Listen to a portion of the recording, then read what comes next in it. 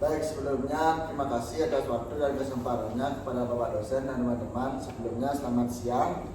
Pada kesempatan kali ini izinkan kami untuk mempresentasikan mengenai materi, yaitu mengenai fluktuasi ekonomi dan kebijakan stabilitas. Nah, sebelum dari itu izinkan kami untuk memperkenalkan diri terlebih dahulu. Sebelumnya perkenalkan, nama saya Igede Harim Wasuta dengan NIM akhir 240 dan rekan saya. Perkenalkan, nama saya Nyoman Ayu Sutrini dengan NIM akhir 279. Perkenalkan, nama saya Rimadi Dwi Kalista Maharani Putri dengan NIM akhir 261. Perkenalkan, nama saya Ade Ari Puspitasari dengan NIM akhir 278. Baik, selanjutnya adapun topik pembahasan kami pada hari ini yang pertama fluktuasi ekonomi, yang kedua ada siklus bisnis, yang ketiga ada horizon waktu dalam ekonomi makro, yang keempat ada permintaan agregat, dan yang kelima ada penawaran agregat, dan yang keenam ada kebijakan stabilitas. Baik, untuk materi yang pertama akan dijelaskan oleh rekan saya. Baik, yang materi pertama yaitu ada fluktuasi ekonomi. Nah, fluktuasi ekonomi merupakan naik turunnya aktivitas ekonomi suatu negara dalam jangka waktu tertentu. Ini bisa berupa perubahan dalam produksi, pendapatan nasional, pengangguran, inflasi, dan variabel ekonomi lainnya. Nah, fluktuasi ekonomi itu bersifat siklik, artinya ada periode ketika ekonomi tumbuh dan periode ketika ekonomi melambat atau bahkan menyusut. Bisa di next. Nah, selanjutnya ada siklus bisnis. Sebelum ke teori siklus bisnis, ada beberapa fakta yang menggambarkan fluktuasi jangka pendek dalam aktivitas ekonomi. Yang pertama yaitu ada PDB dan komponennya. Produk domestik bruto dalam suatu perekonomian adalah mengukur total pendapatan dan total pengeluaran dalam perekonomian. Karena PDB merupakan ukuran terluas dari keseluruhan kondisi ekonomi dan PDB merupakan titik awal yang wajar dalam menganalisis siklus bisnis. Nah, bisa teman-teman lihat pada gambar 10 strip 1 di mana menunjukkan pertumbuhan PDB real dari tahun 1970 hingga 2011. Yang dimana garis horizontal menunjukkan tingkat pertumbuhan rata-rata sebesar 3% per tahun selama periode ini. Bisa di next. Nah, selanjutnya ada pengangguran dan hukum Okun. Nah, siklus bisnis tidak hanya dalam data dari akun pendapatan nasional, tetapi juga dalam data yang menggambarkan kondisi pasar tenaga kerja. Nah, bisa teman lihat pada gambar 10 strip 3 menunjukkan tingkat pengangguran dari tahun 1970 hingga 2011 dengan area yang diarsir mewakili periode resesi. Nah, selama pemerosotan ekonomi, pekerja semakin sulit ditemukan karena pekerja yang dipekerjakan membantu memproduksi barang dan jasa, sedangkan pekerja yang menganggur tidak. Maka peningkatan angka pengangguran seharusnya dikaitkan dengan penurunan PDB real. Nah, di mana hubungan negatif antara pengangguran dan PDB ini disebut hukum Okun.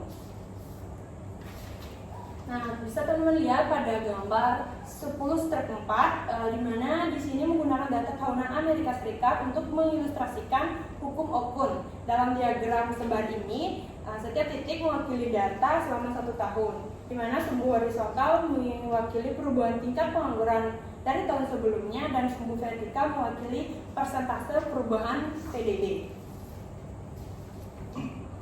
Bisa di next. Nah, selanjutnya ada indikator ekonomi terkemuka, di mana banyak ekonom khusus mereka yang bekerja di bidang bisnis dan pemerintah terlibat dalam tugas meramalkan fluktuasi jangka pendek dalam perekonomian. Ekonomi bisnis tertarik dalam meramalkan untuk membantu perusahaan mereka merencanakan perubahan dalam lingkungan ekonomi, di mana ekonom pemerintah tertarik dalam meramalkan karena 2 alasan. Yang pertama yaitu ada lingkungan ekonomi yang mempengaruhi pemerintah, misalnya keadaan ekonomi mempengaruhi beberapa banyak pendapatan pajak yang dikumpulkan pemerintah.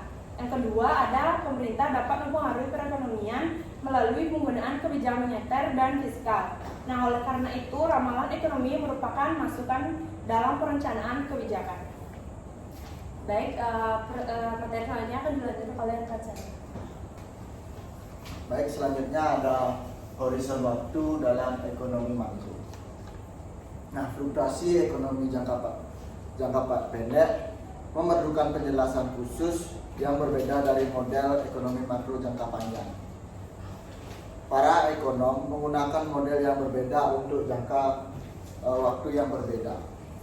Karena teori ekonomi makro klasik hanya berlaku untuk jangka panjang dan tidak dapat digunakan untuk menjelaskan kondisi pada jangka pendek.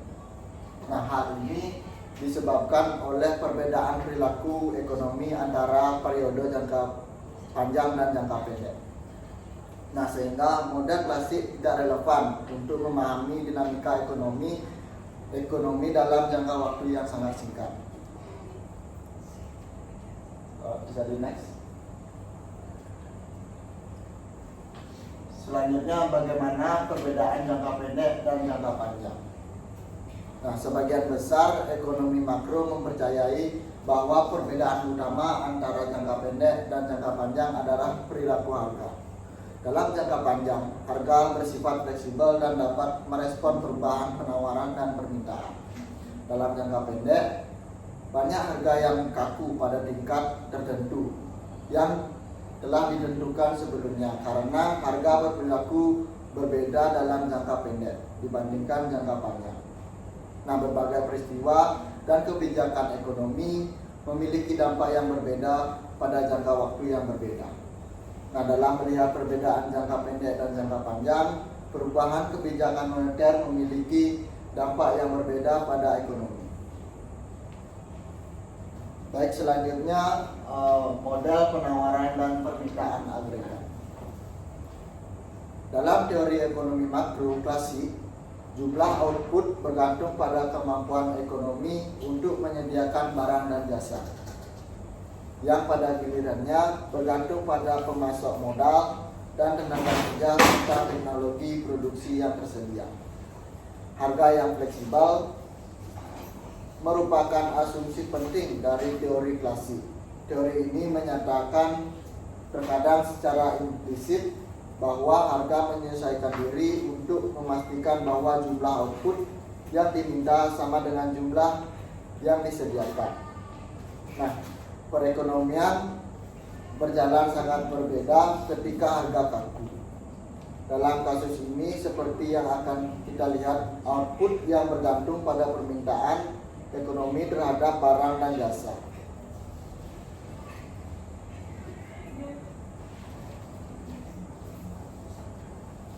Baik, bisa di next. Selanjutnya ada permintaan agregat. Permintaan agregat atau AD adalah hubungan antara jumlah output yang diminta dan tingkat harga. Dalam kata lain, kurva permintaan agregat memberitahu kita jumlah barang dan jasa yang ingin dibeli orang pada tingkat harga tertentu. Kami menggunakan teori kuantitas uang untuk memberikan kurva permintaan agregat yang sederhana, meskipun tingkat lengkap persamaan kuantitas seperti permintaan agregat. Teori kuantitas mengatakan bahwa MV sama dengan PY, yang dimana M yaitu jumlah uang beredar dan P kecepatan uang beredar dan P tingkat harga dan Y jumlah output. Nah, jika kecepatan uang konstan, maka persamaan ini menyatakan bahwa jumlah uang beredar menentukan nilai nominal output, yang selanjutnya merupakan hasil perkalian tingkat harga dan jumlah output.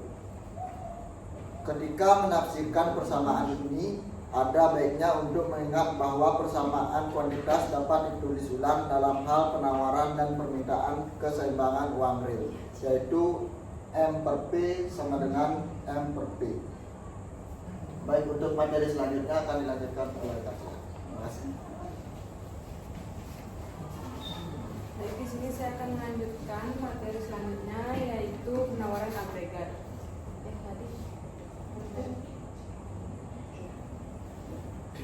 Penawaran agregat adalah total output yang diproduksi oleh perekonomian pada berbagai tingkat harga, baik dalam kerangka pendek maupun panjang. Menurut model Keynesian klasik, dalam jangka panjang, penawaran agregat bersifat inelastis, dipengaruhi oleh faktor-faktor seperti teknologi dan tenaga kerja. Namun, dalam jangka pendek, penawaran agregat dapat berubah karena perubahan dalam biaya produksi dan tingkat harga. Kurva permintaan agregat dan penawaran agregat bersama-sama menentukan tingkat harga dan jumlah output perekonomian.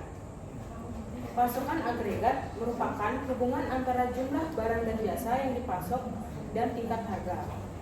Perusahaan memasok barang dan jasa memiliki harga yang fleksibel dalam jangka panjang dan harga yang kaku dalam jangka pendek, bergantung pada cakrawala waktu. Next. Selanjutnya ada jangka panjang, kurva penawaran agregat vertikal karena model klasik. Kita memperoleh kurva penawaran agregat jangka panjang dari model klasik. Dalam pembahasan yang lalu bahwa jumlah output yang diproduksi bergantung pada jumlah modal dan tenaga kerja yang tetap dan pada teknologi yang tersedia. Menurut model klasik, output tidak bergantung pada tingkat harga. Kita menggambar kurva penawaran agregat vertikal seperti pada gambar 10-7. Tingkat harga ditentukan dalam jangka panjang oleh perpotongan kurva permintaan agregat dengan kurva penawaran agregat vertikal ini. Jika kurva penawaran agregat berbentuk vertikal, perubahan permintaan agregat mempengaruhi harga tetapi tidak mempengaruhi output. Lalu yang selanjutnya pada gambar 10-8, perekonomian bergerak dari kurva penawaran agregat lama ke kurva penawaran agregat. Perpotongan antara penawaran agregat dan permintaan agregat di titik A ke perpotongan di titik B. Pergeseran permintaan agregat hanya mempengaruhi harga. Kurva penawaran agregat vertikal memenuhi dikotomi klasik karena menyeratkan bahwa tingkat output tidak bergantung pada pasokan uang. Lalu, next. Selanjutnya ada jangka pendek pada agregat horizontal di kurva penawaran. Dalam contoh ekstrim ini, semua harga ditetapkan dalam jangka pendek.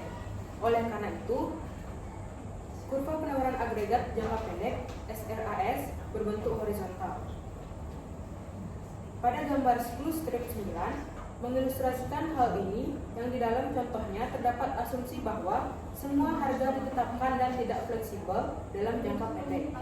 Kurva penawaran agregat jangka pendek digambarkan sebagai garis horizontal. Nah, ini berarti bahwa dalam jangka pendek, perubahan permintaan agregat akan mempengaruhi output, namun tidak akan mempengaruhi tingkat harga, karena harga yang diasumsikan tetap konstan.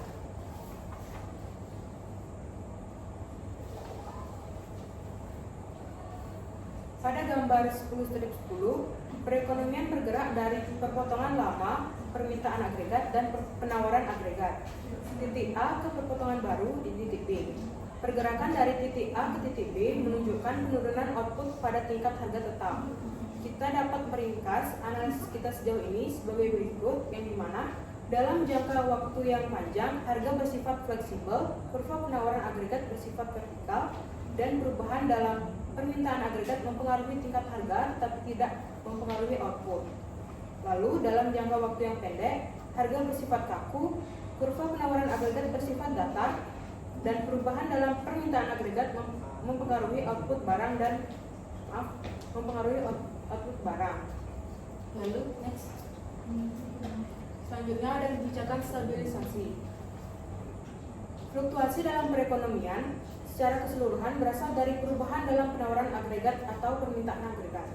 Para ekonom menyebut kejadian eksogen yang menggeser kurva ini sebagai guncangan bagi perekonomian. Guncangan yang bergeser kurva permintaan agregat disebut guncangan permintaan, dan guncangan yang bergeser kurva penawaran agregat disebut guncangan penawaran. Guncangan ini mengganggu perekonomian dengan mendorong output dan lapangan kerja menjauh dari tingkat alamiahnya. Para ekonom menggunakan istilah kebijakan stabilisasi untuk merujuk pada tindakan kebijakan yang bertujuan mengurangi keparahan fluktuasi ekonomi jangka pendek. Karena output dan kesempatan kerja berfluktuasi di sekitar tingkat alamiah jangka panjangnya, kebijakan stabilisasi meredam siklus bisnis dengan menjaga output dan kesempatan kerja sedekat mungkin dengan tingkat alamiahnya. Baik, sekian dari penjelasan saya. Berikutnya akan dijelaskan oleh Hasan. Baik, masuk pada materi guncangan pada permintaan agregat, di mana penurunan permintaan uang ini setara dengan peningkatan kecepatan peredaran uang. Jadi ketika setiap orang memegang lebih sedikit uang, maka parameter permintaan uang pada K akan turun, yang berarti bahwa setiap dolar uang berpindah dari tangan ke tangan lebih cepat, sehingga kecepatan V sama dengan 1 per K itu akan meningkat, di mana jumlah uang beredar tetap konstan, namun peningkatan kecepatan menyebabkan pengeluaran nominal meningkat dan kurva permintaan agregat akan bergeser keluar pada gambar 10-13. Di mana pada gambar 10-13 dalam jangka pendek peningkatan permintaan meningkatkan output ekonomi yang menyebabkan ledakan ekonomi. Jadi pada harga lama perusahaan sekarang menjual lebih banyak output, karena itu mereka memperkerjakan lebih banyak pekerja yang meminta pekerja untuk bekerja lebih lama dan memanfaatkan pabrik dan peralatan mereka dengan lebih baik. Seiring berjalannya waktu, tingginya tingkat permintaan agregat dapat menaikkan upah dan harga, di mana ketika tingkat harga naik, jumlah output yang diminta akan menurun dan perekonomian secara bertahap mendekati tingkat produksi alami. Namun selama masa transisi ke tingkat harga yang lebih tinggi, output perekonomian lebih tinggi daripada tingkat alaminya.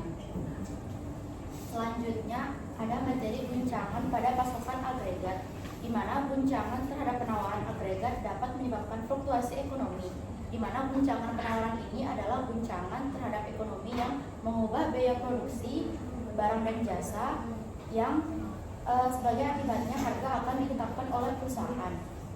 Karena guncangan penawaran ini berdampak langsung pada tingkat harga, maka guncangan tersebut terkadang disebut guncangan harga. Seperti beberapa contoh, seperti kekeringan yang merusak tanaman pangan.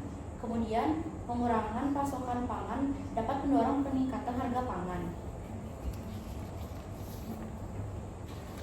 Dengan membatasi persaingan, produsen minyak utama dapat menaikkan minyak dunia. Semua kejadian ini merupakan guncangan pasokan yang merugikan, yang berarti mendorong biaya dan harga naik, di mana guncangan pasokan yang menguntungkan seperti pecahnya kartel minyak internasional mengurangi biaya dan harga pada gambar 10-14 yang menunjukkan bagaimana guncangan penawaran itu dapat merugikan perekonomian. Kemudian, kurva penawaran agregat dalam jangka pendek dapat bergeser ke atas jika permintaan agregat itu tetap konstan. Kemudian, perekonomian dapat bergerak dari titik A ke titik B, di mana tingkat harga naik dan jumlah output turun di bawah tingkat alamiahnya. Menghadapi guncangan pasokan yang merugikan, para pembuat kebijakan yang memiliki kemampuan untuk mempengaruhi permintaan agregat adalah untuk mempertahankan permintaan agregat agar tetap konstan, di mana dalam kasus ini output dan lapangan kerja lebih rendah dari tingkat alamiah, yang pada akhirnya harga akan turun untuk memulihkan lapangan kerja penuh pada tingkat harga lama.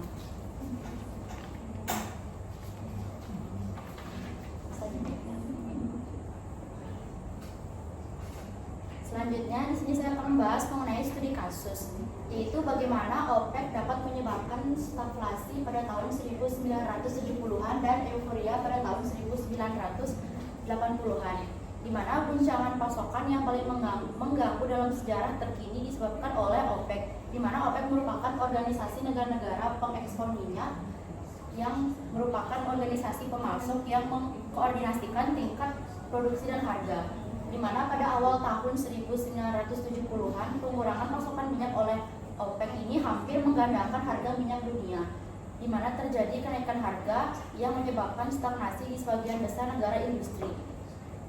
Pada gambar ini statistik menunjukkan apa yang terjadi di negara Amerika Serikat. Pada kenaikan harga minyak sebesar 68% pada tahun 1974 merupakan guncangan pasokan yang merugikan dalam skala besar. Seperti yang kita lihat, guncangan ini menyebabkan inflasi yang lebih tinggi dan pengangguran yang lebih tinggi, di mana dalam beberapa tahun kemudian ketika ekonomi dunia hampir pulih dari resesi OPEC pertama, hal yang hampir sama akan terjadi lagi, yaitu OPEC menaikkan harga minyak yang menyebabkan stagnasi lebih lanjut. Next.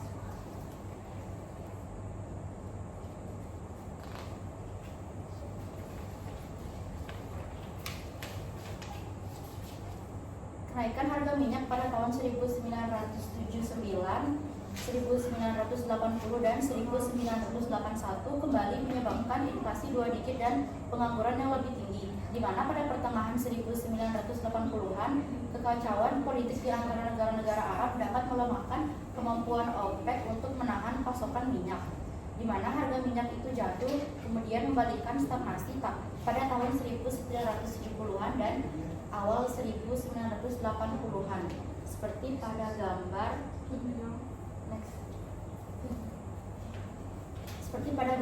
yaitu di mana guncangan pasokan yang menguntungkan ini menyebabkan salah satu tingkat inflasi terendah yang pernah terjadi selama era itu dan menurunnya pengangguran, di mana baru-baru ini OPEC tidak lagi menjadi penyebab utama fluktuasi ekonomi. Upaya konservasi dan perubahan teknologi telah membuat ekonomi Amerika Serikat tidak terlalu rentan terhadap guncangan minyak, di mana ekonomi saat ini lebih berbasis jasa dan kurang berbasis manufaktur, karena memerlukan lebih sedikit energi untuk diproduksi daripada barang manufaktur. Karena jumlah minyak yang dikonsumsi per unit PDB real itu telah turun lebih dari setengahnya selama 3 dekade yang sebelumnya, yang diperlukan perubahan harga minyak yang jauh lebih besar untuk memberikan dampak pada ekonomi seperti yang kita lihat pada tahun 1970-an dan 1980-an.